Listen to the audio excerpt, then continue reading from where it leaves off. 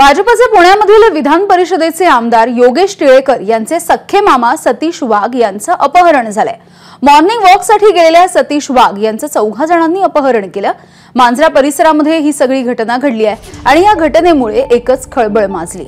सध्या या सगळ्या प्रकरणी गुन्हा दाखल करण्याची प्रक्रिया सुरू आहे। गुन्हे शाखा आणि पोलिसांकडून आरोपींचा शोधही घेतला जातोय।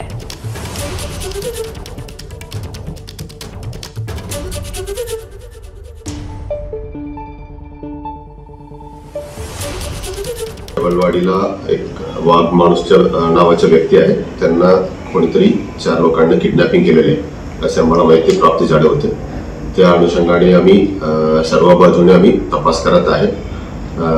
डीबी टीम 5 डीबी टीम आणि क्राईमची टीम सर्व काम करत आहे। वरिष्ठ अधिकारी सर्व येऊन भेट दिलेले आहे आणि त्या दृष्टीने आम्ही सर्व शेजारी असणारे ग्रामीण भाग आहे, सोलापूर सर्वांना सुद्धा अलर्ट केलेले आहे। तिकडे पण काही गाडी वगैरेच्या माहिती मिळाली तर ते पण अलर्ट केलेले आहे। आम्ही आमचा शोध चालू आहे। एबीपी माझा, उघडा डोळे बघा नीट।